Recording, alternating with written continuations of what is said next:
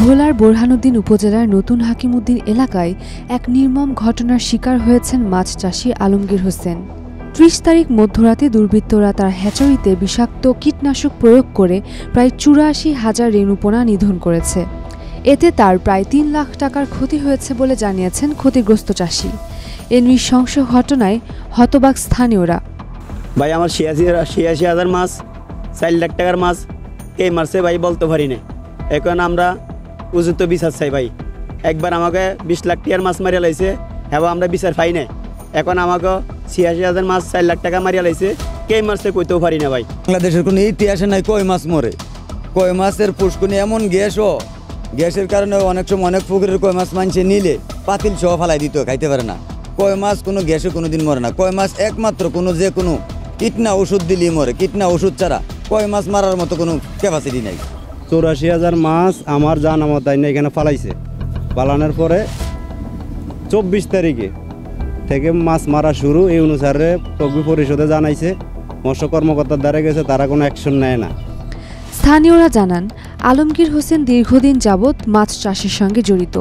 তবে হঠাৎ করে কে বা কারা তার এমন সর্বনাশ করেছেন তা কেউই বলতে পারছেন না। তিনি ধারণা করছেন যে কেউই পূর্ব বিরোধের জের ধরে তার এমন সর্বনাশ করেছে।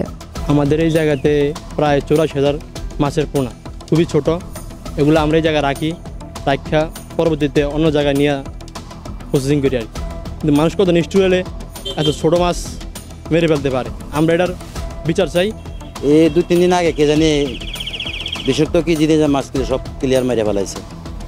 কে বা কারা মারছে, কেউ না কেউ তো মারছে। এটা মনে করেন এখনো সঠিক জানা যায় নাই। এইসব মাছ যদি একজনের শত্রুতা আমি করে না করে, তাহলে তো এইভাবে এইসব মাছ মারা যাওয়ার কোনো যুক্তি আসে না। জানতে চাইলে বোরহানুদ্দিন উপজেলা মৎস্য অফিসের সিনিয়র মৎস্য কর্মকর্তা মনোজ কুমার সাহা বলেন, বিষাক্ত পানি পরীক্ষা নিরীক্ষা করার যন্ত্র ভোলাতে নেই। তবে ধারণা করা হচ্ছে বিষাক্ত কীটনাশক প্রয়োগে মাছগুলো মারা গেছে। আমার কাছে অভিযোগ করার মতো কিছু, কারণ এইটার পানি টেস্ট করার মতো যন্ত্র আমার কোনো অফিসে নাই। এটা নিয়ম হচ্ছে আপনার যদি কেউ বিষক্রিয়া প্রয়োগ করে এটা শিওর হইতে হবে আগে, আপনার বুঝছেন। সেক্ষেত্রে পানি পরীক্ষা করতে হবে। পানি টেস্ট হয়তো বরিশালে করে, নাহলে ঢাকায় মহাখালীতে করে যে আসলে পানিতে বিষ আছে কিনা, বুঝছেন।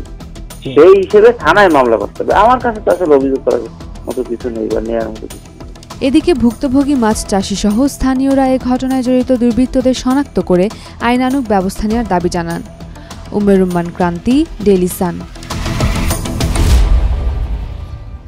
For more updates, follow us on Facebook, subscribe our YouTube channel, get the latest update on www.daily-sun.com.